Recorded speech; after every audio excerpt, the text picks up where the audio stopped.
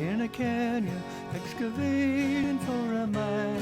Drilled a miner, 49er, and his daughter Clementine.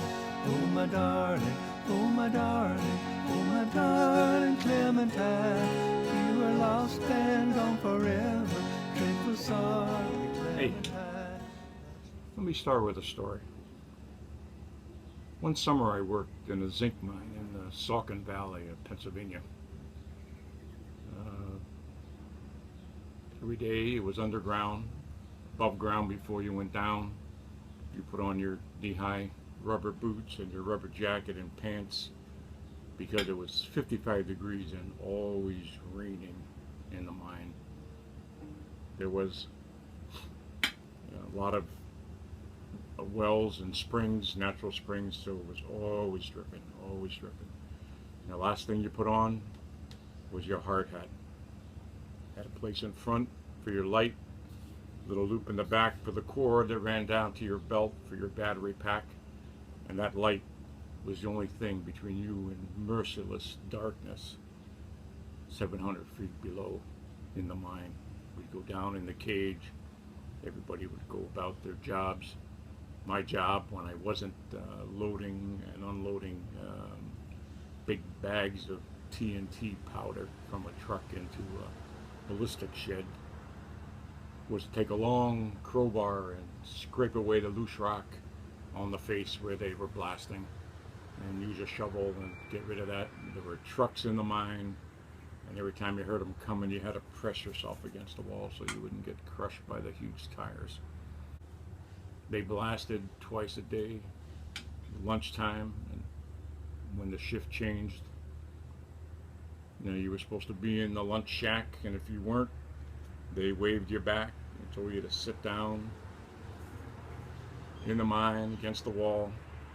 And when it blasted, you could hear those sound waves come rolling down and around the corner, and they'd flap your clothes and tremble your heart, and it was quite an adventure. Quite an adventure.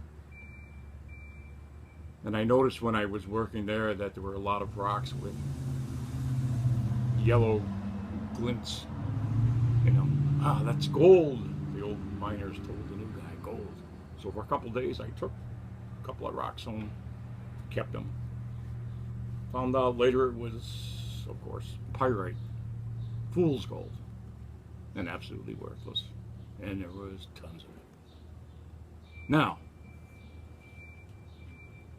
flash forward to the 21st century and to a bar named Capo's on Viejo Street in San Francisco. There they have an interesting drink called Fool's Gold.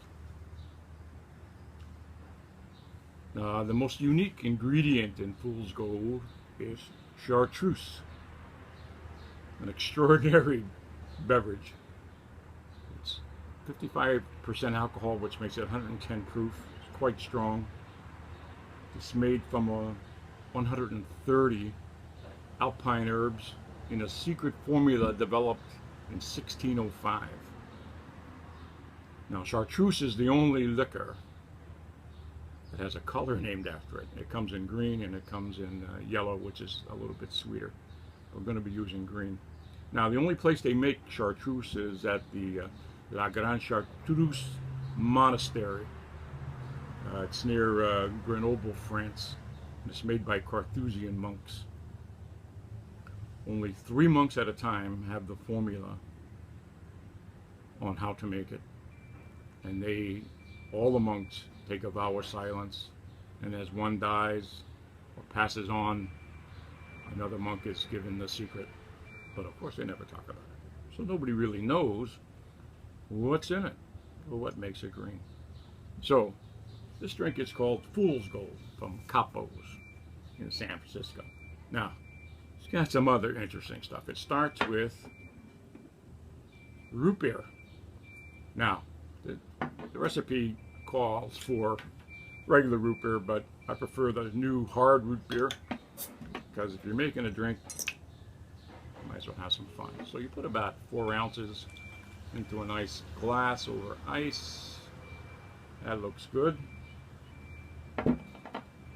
And you put that aside. You got a little shaker with ice in it. What you want to add is about 1.5 ounces of rye whiskey. Old Overhold, the old standby.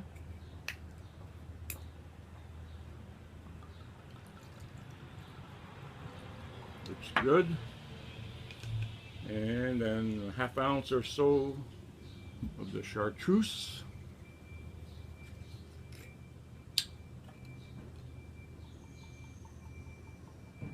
Okay. You want to squeeze a lemon into it.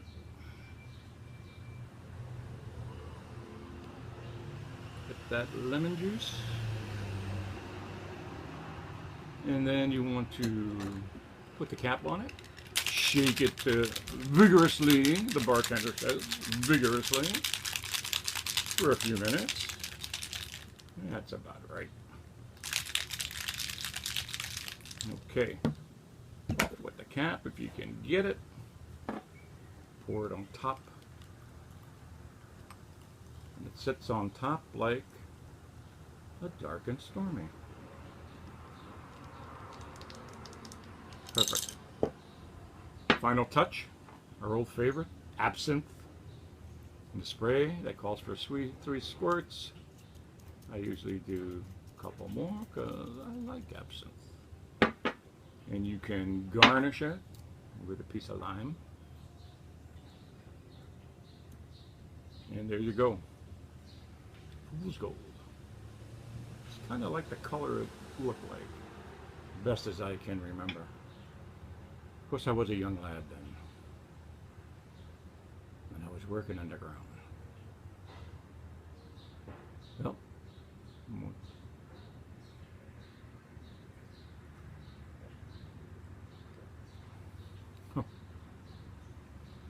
this is a fantastic drink. You need to make it. You got the recipe. You can do it.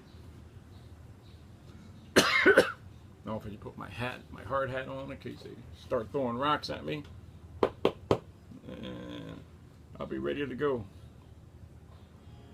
See you in the cage. In a cabin, in a canyon, excavating for a mine, dwelled a miner, 49er, and his daughter Clementine. Oh my darling, oh my darling, oh my darling Clementine. You were lost and gone forever, dreadful sorrow.